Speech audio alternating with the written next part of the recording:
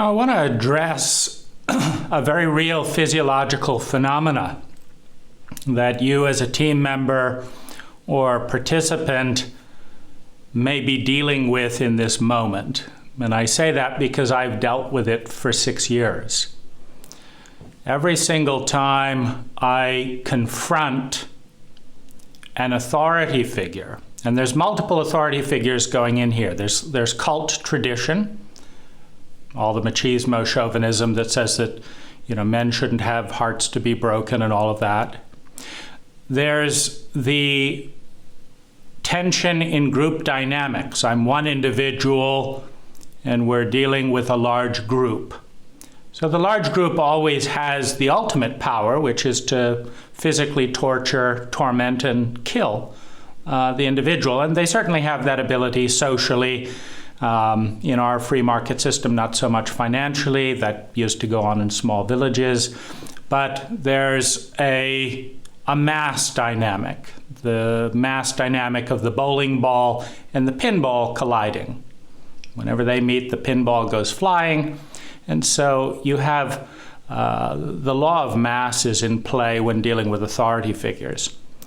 In order to confront this terrain, I have had to face and risk the loss of my primary source for love and belonging, both at a community level and in my therapeutic body.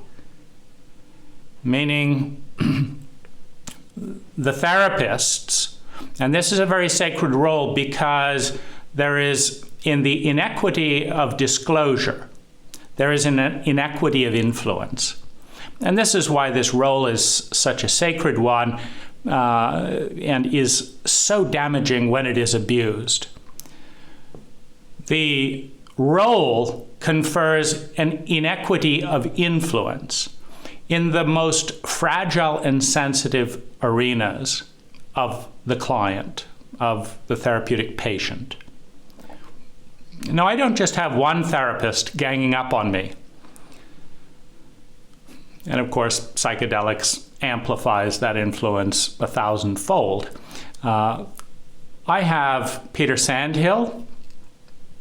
I have, who has the influence of a lover and a therapist, and someone that I've always admired in different ways. The more admiration you give to someone, the more influence their ostracization or their communication that you have no value confers. I've done one-on-one work with Sarah Sandhill, and had to watch her choose as she proudly chose her husband, in her own words, ahead of anyone else. It's not good therapy. So I have the gatekeepers of my community. Much of my thinking about relationships is influenced by the Human Awareness Institute, meaning there's no other place I went to school to learn about relationships, before going to high. Now, if you believe something has value, you attune yourself to it. As you become it, it becomes a voting faction in the psyche. If you think it's a bad thing to attune to that protocol, you don't pay to learn it. So there's a tremendous amount of my life energy and vulnerability invested in the relationships, which with Sarah Sandhill, Ann Watts, Peter Sandhill, and Sarah Sandhill have the weight of one-on-one therapy. And every single one of them turned their back on my right to be intimate with the community. Beginning with Ann Watts trying to silence me and argue out of the idea that the community should understand if one of their leaders is sexually abusing one of the participants, because most of these things are not one-off things. And I can attest to that because the same thing happened in the first few sessions of working with Peter 10 years early. So for 10 years, Peter's had that blind spot. And how many people have been harmed by that in that intervening period? So when a therapist helps to build you up, and this is particularly important for anomalous individuals, distinct minorities are constantly getting the message from an unconscious cult that they're different, they don't belong, they're not welcome, which elevates their need for love and belonging by at least 300%. Then if you're highly sensitive, double it again by 300%. And if you don't have a supportive family, double it again by 300%. And what it means is that the validation and support by people in a therapeutic role means a lot. And one loses that when one has to confront one's therapist as an abuser. Meaning it's when Anne Watts encourages me not to tell the community, when she stands by and goes to a meeting after I've asked to be heard and I'm the only one not invited to the meeting, I mean, right there we have insanity and we have betrayal. It's the good old boys game, right? Little Annie gets raped. The good old boys have a cigar, why include her, and discuss how it will be handled. You're not included, you are dictated to. This is how it's going to go down. He's going to give you an apology for this, you're going to do this, you're going to do this, and then you're going on. Don't make a fuss. That's it. Great, it's wonderful, isn't it? No one's been fired, it all goes on as usual. These things happen, we all know, we're all part of the abuse cult, and so it goes. To take a stand for that and say, no, that's not right. That's not right. It wasn't good for little Annie. It wasn't good for Sally. It wasn't good for the high team member who had to leave with symptoms of PTSD and felt too scared to talk about it. It's not good for the next person. It's a corrupt protocol, meaning it's the antithesis of the type of protocol that would lead to a world where everyone wins. It would be consistent with a mission statement. We are committed at the Human Awareness Institute that no dirty secrets come out and that none of us is too affected when we abuse other participants, and that the reputation that we destroy with our behavior does not go into print and symbol. Meaning we'll destroy our own reputation, that's fine, but it can't be written about because the reputation is the symbol of value. The actual abuse determines how valuable the organization is in relationship with a given participant. But the words are the symbol, and we care more about the golden calf, the false god, the reputation, than we do to actually stop the abuse. That's why we're going to keep hiring your abuser to communicate to you that his income is more important than yours. Because you can't work, yes, we get that, PTSD has that effect, but why should that affect your sexual abuser, who we trained and recommended, and who's beneficial to us? You see? So there's a deep biological message. As each of these taboos, the taboo of confronting an authority figure, the taboo of breaking the law of mass in multiple areas, the heartbreak of losing all of that buildup, right? Because when a therapist builds you up and pays you compliments, they mean something because you believe in them. if they behave in a way that shatters that trust and that belief, their compliments and their build-up not only don't mean as much, but they're often withdrawn. Most addicts will fight for their stuff above all else. Shame is a huge addiction, both enacting shame and avoiding it at all cost to come out. So we have intense energies here. And my body tells me constantly that I'm going to die for speaking. So I've been out of this for 6 years. I've studied 1,000 hours of psychological literature. I've watched multiple videos. I've put my thoughts and feelings in words and videos. And I've learned through time, because I'm not dead yet. My body has revved up its adrenaline, has revved up my cortisol. I've shaken, not been able to fall asleep for days. The logical conclusion is, body, I'm still here. But next time you're going to die. Next time you speak, you're going to die. I'm still here. So I would say a lot of that type of trauma I've just desensitized to. Meaning my body has told me more than 1,000 times that I'm going to die, and I'm still here. So I have some rational context now to say, well, you've said that the last 999 times, and I'm still here.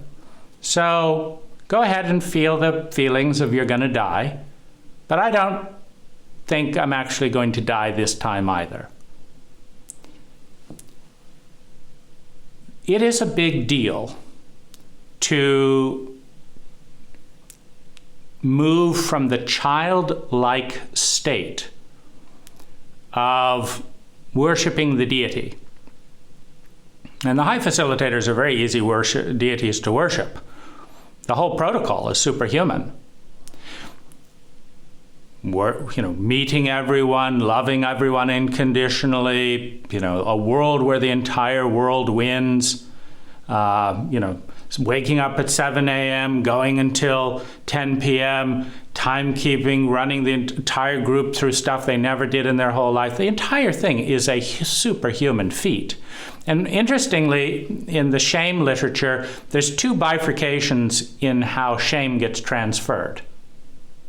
Because many of the most anorexic and self-abusing children come from superhuman parents that seem to be perfect and want that for their children.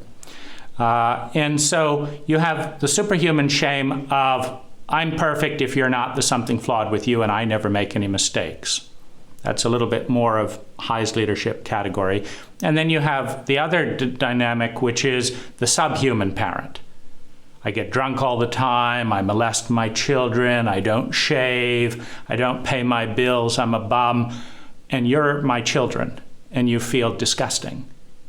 Meaning I behave subhumanly, and you feel shame and proximity, or I behave superhumanly, I never make any mistakes, so everything goes wrong is your fault, and you look, dumpy and mediocre by contrast. And so that's part of the shame dynamic. So it's a really, really big deal to stand up to an authority figure, particularly as a sensitive, particularly for the first time. So I wanted to share some thoughts and empathy because to my knowledge, there has not been a single person. This should give you a sense of statistically how traumatic this is. To my knowledge, there has not been a single person able and willing to stand up to the high facilitators. Now, this is called enabling. And it takes a traumatized and fear-based or a sociopathic group to feel that that's normal. if you understand it's not normal, it's sociopathic, it's not empathic, and everyone loses, then you have to look at, well, why am I doing it? And somewhere in the letter writing process, somewhere in the picking up the phone process, somewhere in the confronting on the street, you have to face the part of you that doesn't want to rock the boat. And there's a couple of misunderstandings that are out there culturally that tie in with this. And I think it's useful to understand these. Because in some ways, I do not in any way feel like I'm the enemy of either the facilitators or the team or the participants or the high mission statement.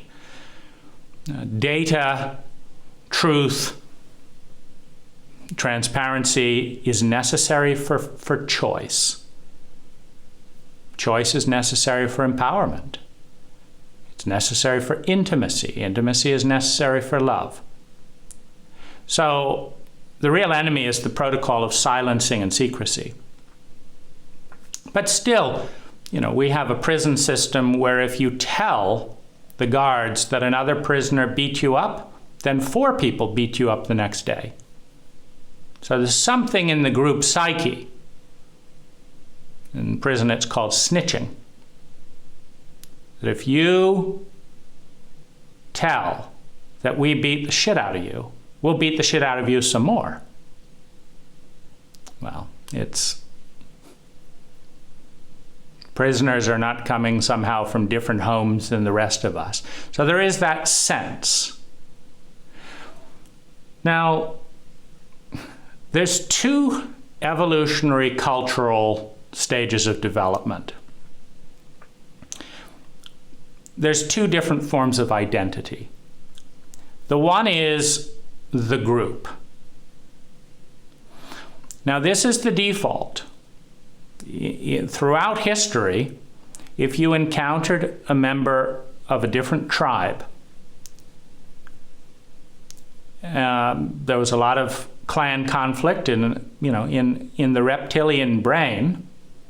You let each other go if it looks like you're all going to get deeply wounded because you're evenly matched, so you're just going to bypass each other. But if one tribe has some provisions and there's just 10 of them and we've got 40, well, it's simple. The reptilian dictates that we attack.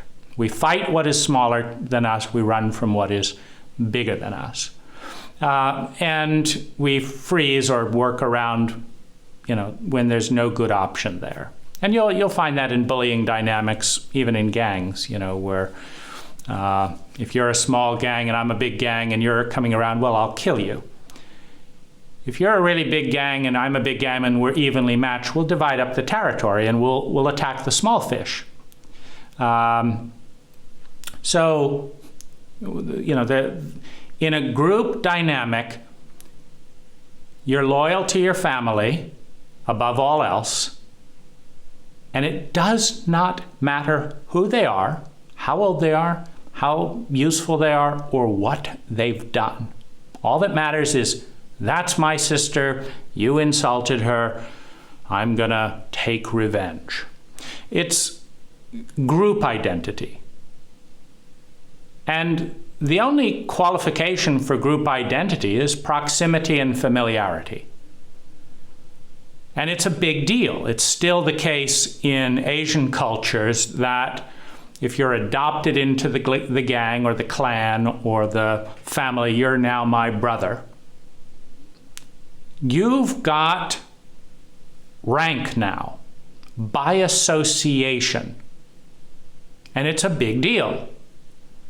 Particularly in a relational style of business or whatever, it's like, you don't have pull. You don't have rank there.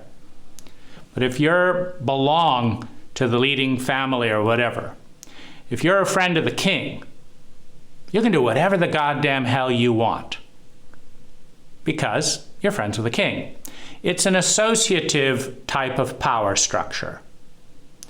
And the big taboo is to betray someone in your clan.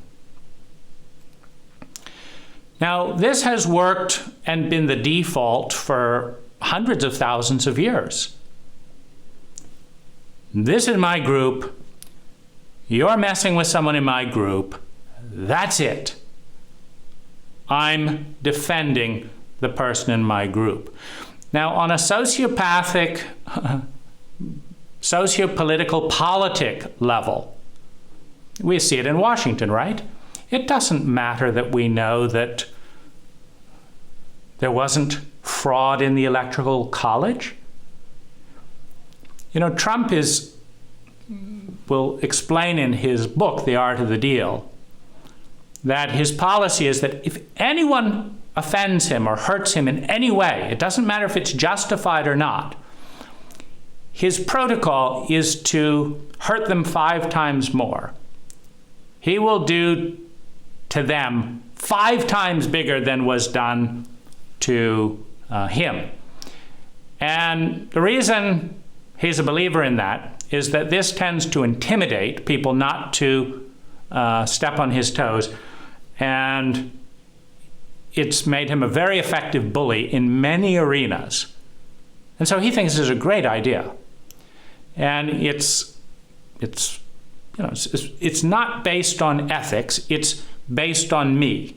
I said this, you argued with me, therefore no press releases for, you're not going to be called on in the press circle, this, that, the other. And this is a pyramidal dominance hierarchy. It's not a competency hierarchy, because few people can call, running one business into the ground after another, even casinos, to be competent. But it's a very, it's Trump's protocol for if anyone crosses him for any reason, disagrees with him, criticizes him, doesn't give him what he wants in the way that he wants, oh, you're horrible. And he has to do it 5 times more. And you're either with me or you're against me, and that's perfectly simple. George Bush said that when we went to war to kill 1 million innocent Iraqis and become the weapon of destruction, you're with us or you're against us. So this is group factioning, group identity. Now, a group identity that is an unconscious group has one filter. Is it messing with our pattern? This is our pattern, whatever it is, for good or bad. It's that way because that's our group. And you're a part of our group, and so our job is to protect the integrity of the pattern. And this is intelligent, meaning a group can synergize and partner to do more than an individual can. So even if it's a crappy operating system,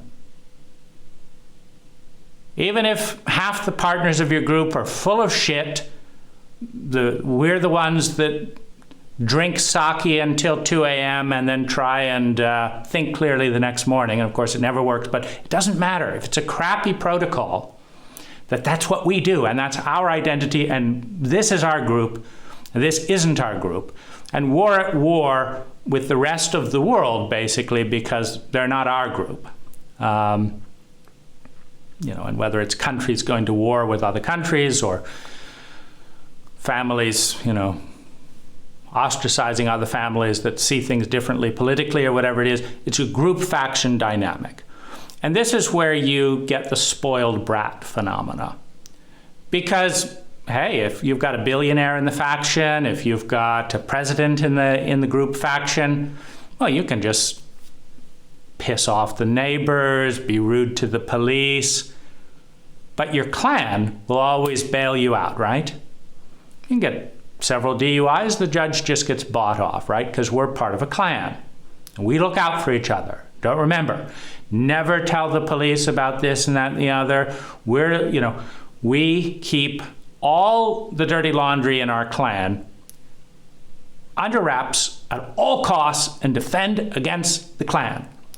and we're son of a bitches to people outside the clan, but we're always there and have each other's back. And there's something really nice about that kind of camaraderie. You know, I'll never, you know, cheat on you and this and that and the other. And that's the what bit of the violation, that, you know, we're all prisoners and those are guards, and you told the guards about our dirty business. Now, the fact that our dirty business is me beating you to a pulp and you knowing that you're never going to be able to defend yourself over the next 4 years is neither here nor there. You're breaking the clan. You're a prisoner. Prisoners don't snitch. Clan members don't snitch. It's that simple.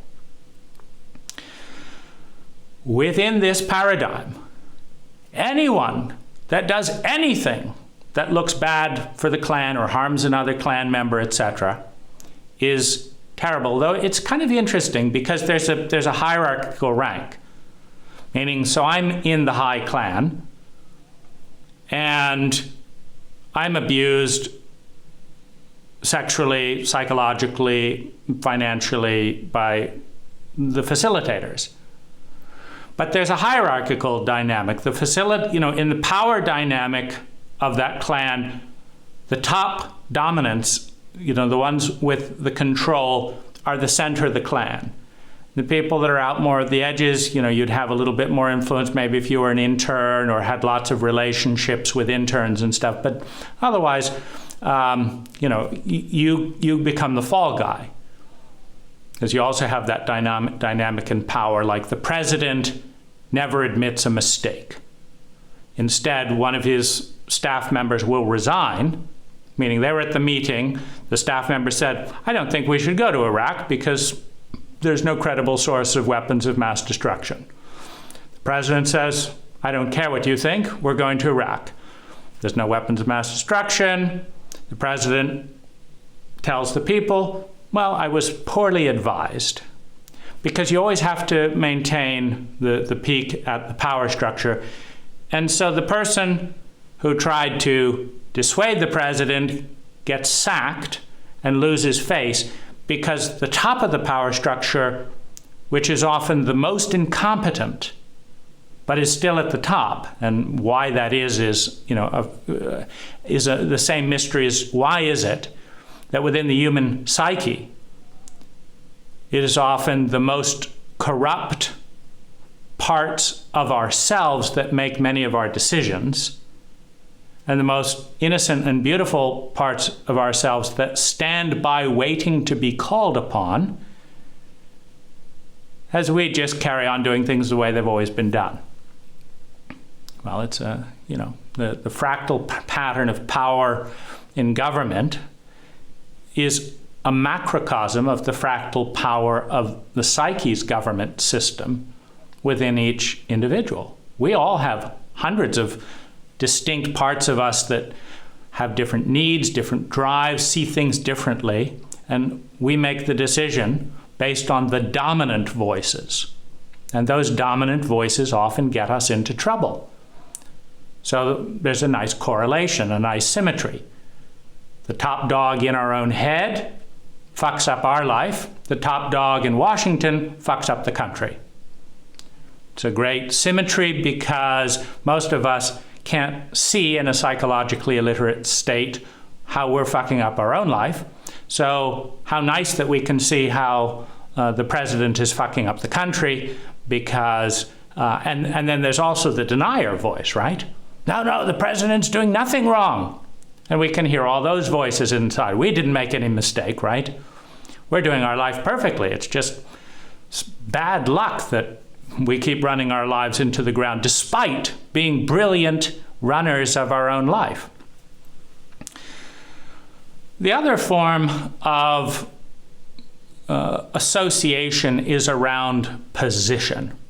Now, this is where the rule of law comes in. It's obviously very unpopular for Trump because laws are just part of that general power, us against them dynamic. For him, he appointed the justices. Why didn't they vote for him? You know, that's the way quid pro quo works when you're in family associations. You're in because I backed you, now you have to do everything for me. And this is why you don't get involved with the mob. They give you a $10,000 loan. Suddenly you have to commit perjury over here, do this, and you wouldn't like your little daughter to go missing, would you? Because you accepted something from us, now you owe us for life. And that's the darker side of the clan power structure.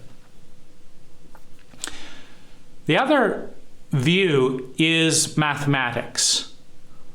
And this is really the true transcendent impulse of science versus the dogmatism of religion.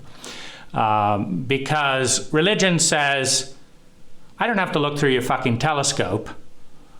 I already know that God said what he said. And I know it because it's in this book. And it would be blasphemy for me to look outside it would be blasphemy for me to look outside and notice the truth. My own eyes might deceive me, but I'm not going to be tempted by Satan to look through this telescope. I have no doubt in thee, Lord. Then the dogma in the book. And this is, the patriarchal structure of the way things are, because that's the way the things are. Now, mathematics and science looks at things like geometry. Yes, this is the way things are because that is the way things are. But you ought to know, if you're really interested in solving the budget crisis of the deficit, that there is actually a 10 times better way to manage healthcare. Meaning if we put up the diet information and everyone eats organic food and people cut out carbohydrates and cut out sugar, this burgeoning health crisis and becoming the most obese nation on earth would actually just stop, and it would be free. You just have to tell the truth in the face of lobbyists who will give you millions of dollars if you will lie. And that's all you have to do. If the public has the accurate information affecting their health, they, with enlightened self-interest, will turn the needle as much as $1 trillion tax bill to fund healthcare. Do you want to tell them the truth? Now, if we tell them the truth, there won't have to be this false dichotomy between education and military spending. We'll just save $1 trillion. 20% of the population will take note and actually cut carbs and sugar out of their diet. And the obesity-related diseases will go down, and there will be $1 trillion more wealth over the next 10 years in this nation. There's just one small problem. Your family isn't going to Hawaii, buy the Coca-Cola company who roundabout did this and this and this and put that, and you're not getting the bribe. Now, the science-based or position-based school of association is not about loyalty to a body or a group. It's loyalty to a principle.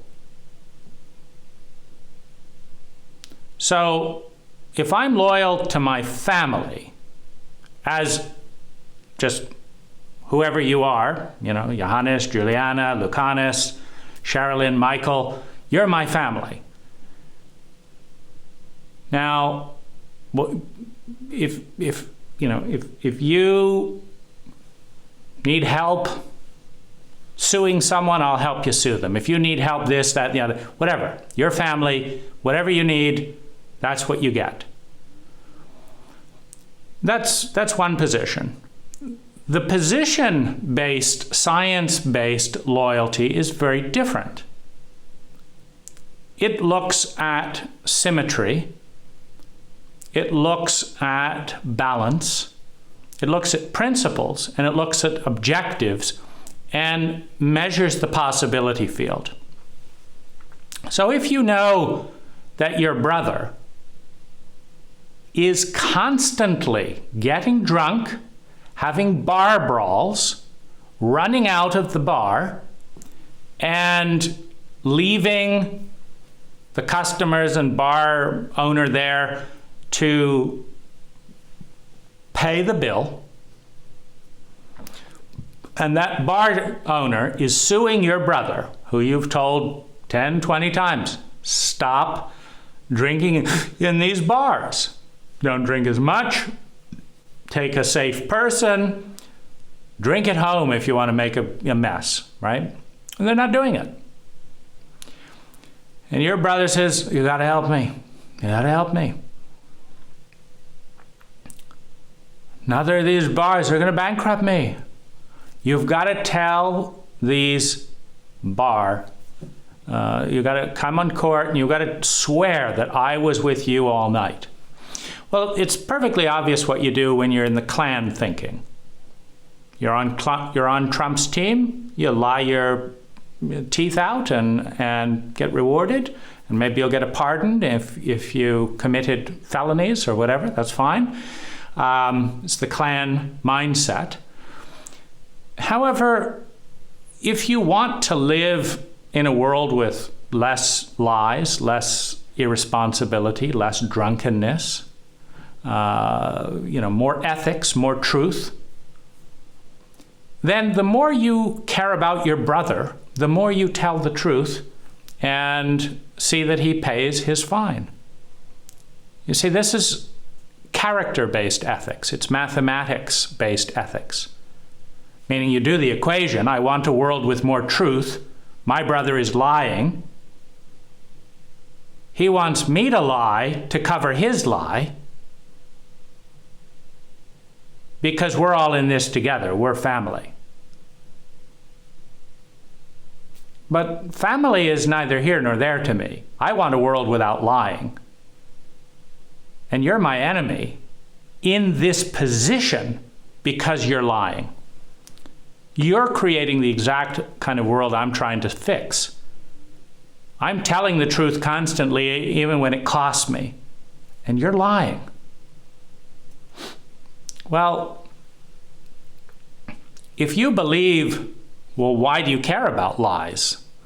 Well, first of all, do you think your brother will be happier if he gets his shit together? And do you think he can get his shit together if he's so dishonest that he can't even tell the difference between whether he's lying or not? Are you really helping him by giving him another lie? You see, if you look at the symmetry and you look at the mathematics, what happens if everyone lies and nobody trusts themselves? Do I want to be part of that world? What happens if every therapist sexually abuses their clients? Well, first of all, no one would go to therapy anymore. Well, what would happen if there were no therapists and all the chronic abuse in our cult continues? Well, suicides would go up. Addiction would go up. Death by drunk driving would go up. Well, do I want that? No, then I want a world with good, competent therapists. So how do you get a good world with good, competent therapists if therapists with a known history of deceit, incompetence, and asking their clients to carry the burden of their abuse and incompetence and destroy their lives to protect their reputation so that more innocent people can come and do therapy for them? How's that going to lead to a world where people feel safe to do therapy? How's it good for the therapist? I mean, the therapist could be a baker, could fix bicycles, could write an interesting book about how not to be an abuser, could do any number of things. Isn't it better? Isn't it a bit of a joke to come to your deathbed and be faced I was so worried about looking good that I hurt a lot of people that I didn't have the competency to help. Who wants that for their best friend? So one of the reasons that I have been relatively isolated in my life is that I am a mathematically oriented, principled thinker and pay zero attention to how much I like or know or am related to the people affected by my position. Because I've done the math, and everyone ends up winning. Even if you can get to the point where you die, and you've convinced your therapeutic patients that the abuse they experienced was love, and you've convinced yourself that you are a loving person, and you convinced your colleagues who lied and covered up for you and this and that and the other, that it was all for the greater good. You cannot lie in death. Now, physicists say that there is no end to energy. It just takes different form. All of the near-death experiences that I've studied suggest that you can no longer lie. So what's nicer to Peter Sandhill? Tell him what a great guy he is. Don't worry about giving a refund. Don't worry about a public apology. You know, it'll all blow over. You're a good guy. Well, Peter's got people in his clan that have all told him that. I think it's profoundly cruel.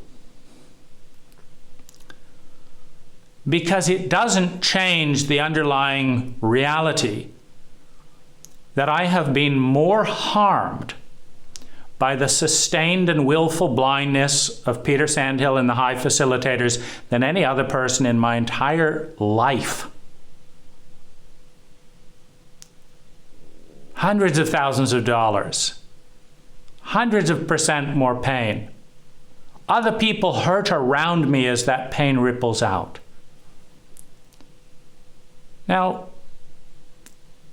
I don't think we can delude ourselves forever. And if anyone sees where my position is off relative to the mathematics, to the science of actual dealing with this type of thing, first of all, what else is new? We are a psychologically illiterate, which means a psychologically ignorant cult, in which you can go cradle to grave without a single hour of science-based emotional literacy or anything else. So why the hell should I know what I'm doing here? I'm no doubt, a complete moron in various areas. And if someone cares enough to reference the data and show a better way of doing things, I'm not a Trumpian. I'm not going to punish them for saying things differently than I did. First of all, I will publish what they have to say so that other people can assess for themselves and learn from it. Thirdly, I will assess the data and publish my response so that you can learn from it and grow from it. And if I have new data and see a flaw in my equation, I will alter the equation and explain why I did it. Now, I've made mistakes in this area. And a big one came when I was talking with Peter Sandhill shortly after all this went down. I had finally asked the facilitators to help me because Peter Sandhill had been stonewalling and becoming more and more abusive for 6 months. So he didn't need me in that phase because I was keeping his secret. Now, as soon as I brought in his colleagues, then he needed me because I wasn't keeping his secret. So he called not to see how he could help, but he pleaded with me to do something so he wouldn't lose his job. And I said, okay, Peter, do you commit to taking the time to sort through all this and see what went wrong and this and that and the other? He said, oh, yes. I said, why don't we do some right now? We did 4 hours. It was brilliant. When Peter Sandhill has leverage against him, he actually behaves brilliantly. It's beautiful. It's probably the kindest thing you can do to an addict or, someone in this position, is to apply force. So he did brilliantly for 4 hours. I said, we need to do about 8 more hours of this, and I think you'll get it. He said, sure.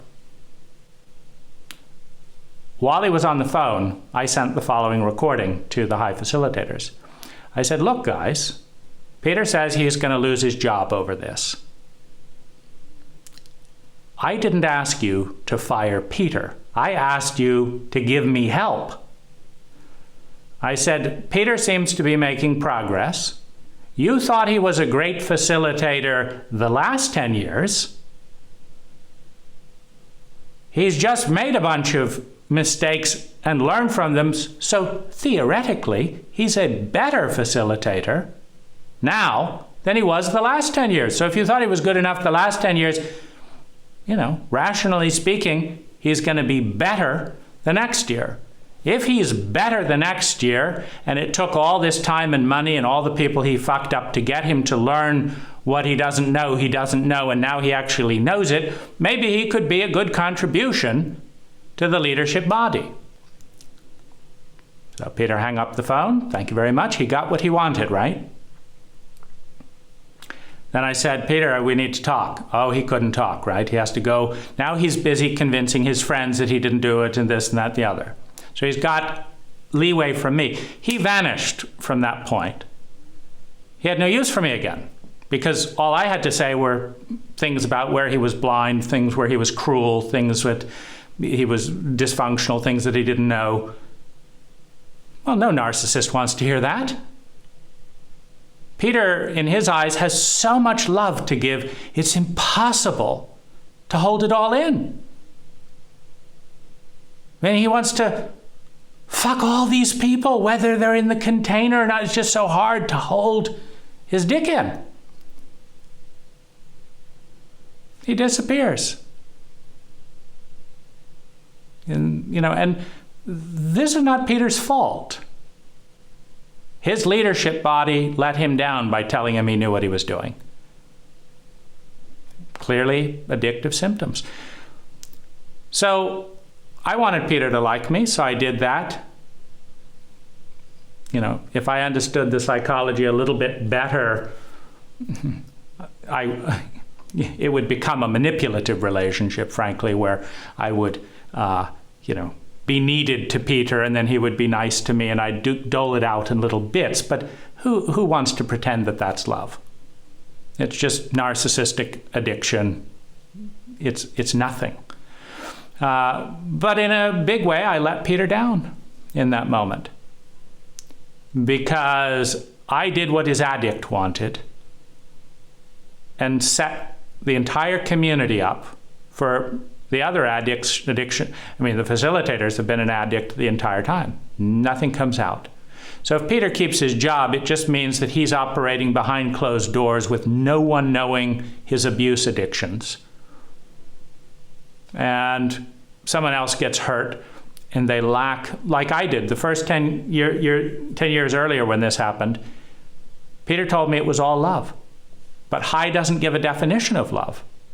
So how could you argue with it? I felt terrible. Ann Watts, the day that she hurt me the most was the day that she refused to apologize. She wouldn't go public. She wouldn't stand by her client. She had already told me Peter was an unsafe man, but then she recommended him to the rest of the community without telling them what went on. And she said, I love you more than anyone else except my family. And I was alone because I was seeing them deveering, not from their group, meaning the high facilitators behaved very well as a clan. I'll scratch your back, you scratch my back, we'll all talk about how great we are, you'll tell me how I'm great, I'll tell you how you're great, we're going to get through this, I'll stand by you, you'll stand by me, let's ignore the data, let's not do what's right, and we'll hang together as a clan. But every step they took away from the data and the science, every step they took to betray their therapeutic client undermined the mathematics that leads to the existence of high. And I saw through those eyes, they are step by step destroying every digital component of their mission in order to maintain the clan that is enabling the destructive abuses that are destroying the mission. And high has no legal standing, no IRS standing, no public standing, if its positions are counter to its mission. There is not a single government agency, when this mathematics gets clear, that will say, oh, you want a tax-free status? You want a tax-free certification so that you can sexually abuse your participants and get a tax break, and then spend tax-free money to cover up the abuse? We've already got Scientology and all the problems they're giving us. We don't need it. So the real difference, aside from the feeling of going to die, aside from the fact that you can pretty much expect to some degree that you will be ostracized, to varying degrees. When Sarah rejected me as an intern or as an assistant, she said she didn't think she could count on me to have her back. And she was absolutely right. She could count on me to have the participants back. And unfortunately, those are not the same. And the majority of our power structures on the planet today are clan-based. Meaning you will come onto our clan and you will personally take the hit if you are the lower ranking person. Now we will protect you, you'll serve some time in jail, we'll pay you afterwards, we'll pay your legal bill, whatever it is. But the top never falls and everyone is loyal, and the top can be completely and utterly insane. Counter to mission, off the deep end, sociopathic, racist, sexist, a pedophile, doesn't matter. This is our clan. This is our family. That was Elaine Maxwell's message to the little girls. This is our family. And it's all about protecting the facade. So, clan-based systems have worked very well. And you may want to remain in a clan-based system. The price of your clan may be you don't tell mom that dad molested you when you were 10. As long as you keep silent on that, you've got rich person willing to do this, this, and this, and the other, bribe you with this, that, the other. You've got a hook on dad. Nobody violates the clan. Fine. You're in a clan-based system. The clan system is unrivaled when it comes to material security, by and large. If you've got a powerful clan like the Kennedy family, you can be involved in all kinds of bullshit, and you've got clout and stuff to silence it. If you're Prince Andrew and want to molest young girls with Jeffrey Epstein, your clan will be there for you. If you're a sick person and you don't want to get healthy, stay in a clan, because they will protect your disease with almost the same ferocity as they protect their own. One for all and all for one. It's just that the world doesn't move beyond that physical survival. Because once you start talking about love or equality or any ideal, the clan is not perfect. the clan makes mistakes. The clan has bad apples. And in order for that clan to purify itself relative to the value, the ideal, in order for the bad apple to either heal and transcend, in the fire of challenge, or leave the leadership position so as not to contaminate the protocols of the leadership body, you've got to have a commitment to principles over people. Now, there's all kinds of principles. Peter is one of the most soft-spoken, kind of charming people imaginable. And if my principle was charm, well, I'd have to be with Peter every step of the way. He's never shouted at me. His touch was always so soft. That's not the principle. Charm is not high on the relational hierarchy of values. It's very high in our cult. We've moved from a character-based cult to a personality-based cult to a fame, and personality-based cult in social media.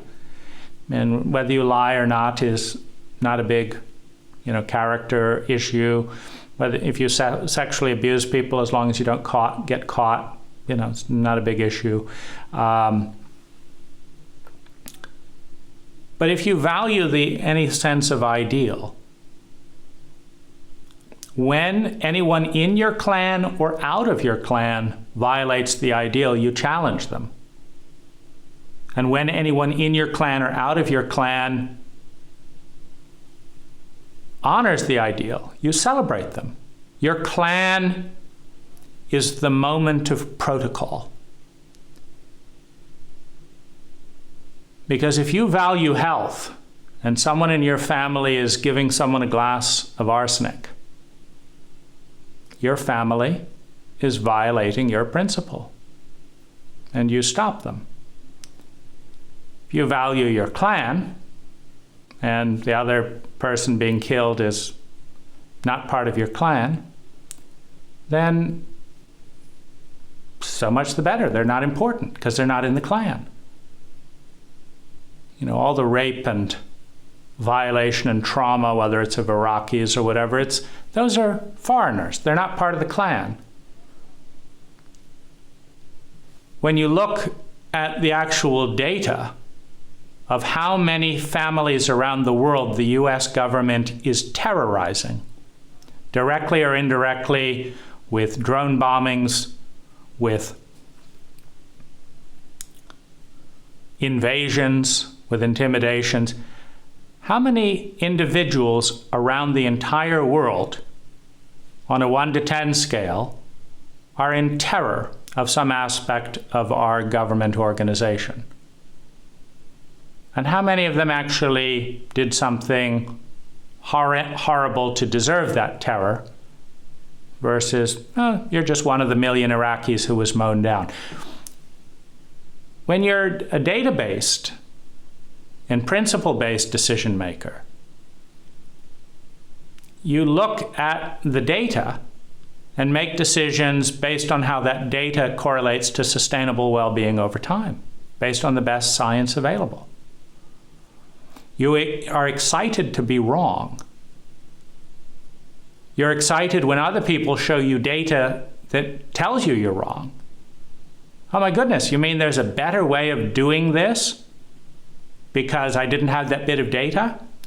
Wonderful, I'm wrong. Hooray, my life will improve. Because now I know I'm wrong and I'm going to change it. Versus the clan of the ego. No, I'm not wrong. How dare you question me? I am this thought. If you question this thought, you're questioning me, you're questioning my whole identity. I don't want to hear it. So, one of the harder things, I think, is to make the transition between clan identity and principle-based identity. Because if a lot of the people in your life are in clan identity, they will not say, thank you for standing up for my spiritual development. I would hate to, get to my deathbed and realized, that I spent all these years hurting people, covering it up, not knowing what I was doing. And I wanted to make a positive difference. And nobody held me accountable to that. And that's not how it's likely going to be seen. You're a traitor. To what? The clan. But in this paradigm, when you associate with healthy clans, and I would say that in language, High is a relatively healthy clan, except for its gross omissions, meaning there's, it's very dangerous to put someone in a race car without any brakes and send them off without revealing how problematic that is. But, a world where everyone wins, love, intimacy, and sexuality, good ideals. So in order to have a tension between the clan and the principle, members of the clan have to violate their own principles. Meaning Peter Sandel has to lie to his wife, break his High agreements, break therapeutic agreements, and break the law before there is a tension between the clan and the principle. So he's violated the principle and isn't repairing it. Like he hasn't even given a refund for the abuse yet. So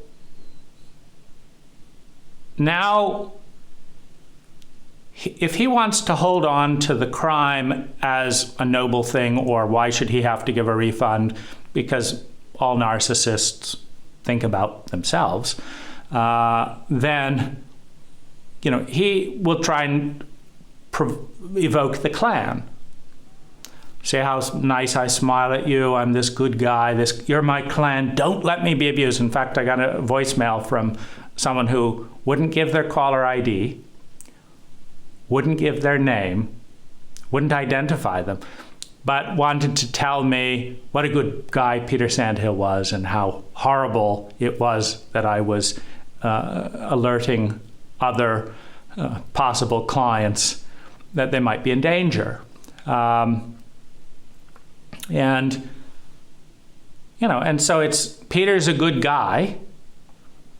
That's not here nor there. Do we want a world where therapists sexually abuse their clients, cause PTSD, refuse to give a refund, and then shut off their email accounts so that the public cannot know? If we want to live in that world, and that's your principle, then the best way to do that is to make sure that Peter Sandhill stays in business and that nothing else changes at High.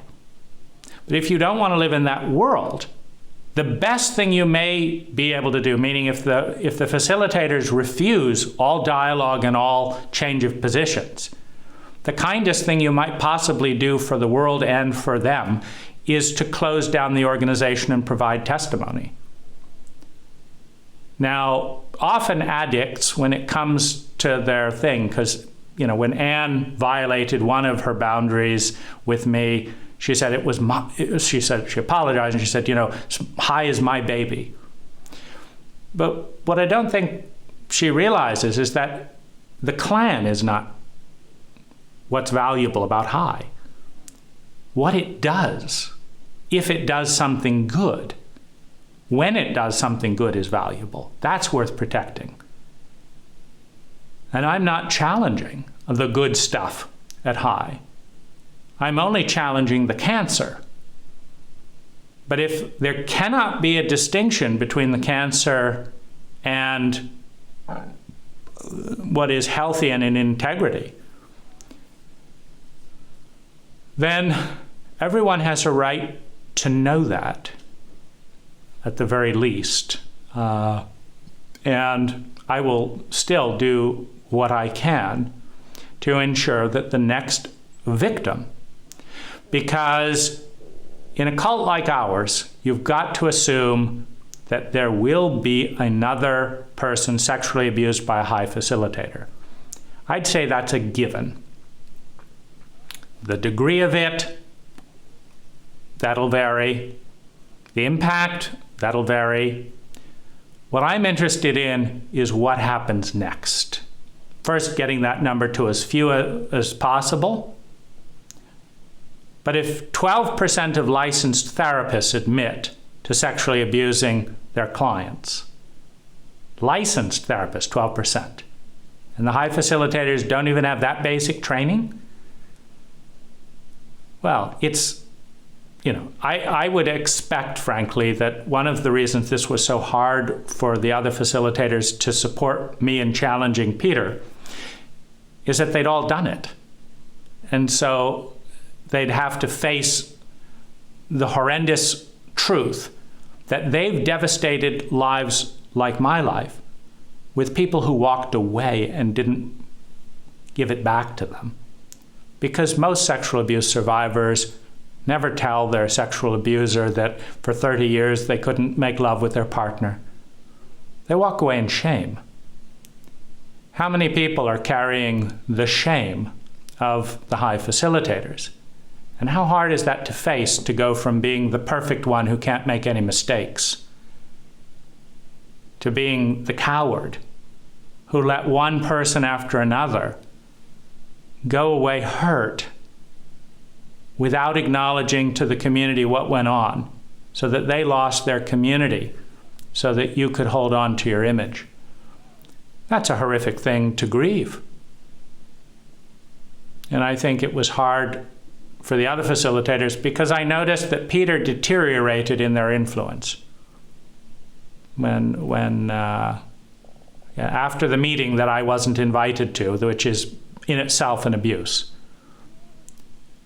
If you want to fuck someone up, sexually abuse them. When they complain about it, have a meeting with their abuser and make sure they're excluded from that. And then come up with things unilaterally and impose them. And you will effectively communicate that we are more interested in our abusers than the participants. So, so I think that's a very difficult thing. And it could be. High was a noble effort by a noble person trying to make some progress in a completely psychologically and relationally illiterate culture with massive amounts of abuse. So the fact that High is only able to go this far and then fall apart, that could be good. But I don't care whether the symbol dissolves. All I care about is that someone who buys a ticket to love, intimacy, and sexuality does not get abused and shamed and then run out of the organization as a threat to the egos and power structure of the Human Awareness Institute. And so that's the technical position that I'm holding. And the fact that I like and care about Anne and Peter and facilitators just makes it that much more painful to see how much they're deviating from what is good for them and their stated mission and their own futures. But the ethical loyalty of anyone who looks at the math and the science is with the abuse survivor and the general public. It doesn't matter how much you like the abuser. Ghislaine Maxwell, beautiful smile, dangerous woman. Jeffrey Epstein, smart as hell, fucking psychopath. But it's important to understand Jeffrey Epstein didn't just become that way. It wasn't just poof, let's give birth to a psychopath. It takes these types of abuse viruses mingled with power and various things of this nature to produce a Jeffrey Epstein. I think Jeffrey Epstein would have done very well at High because, a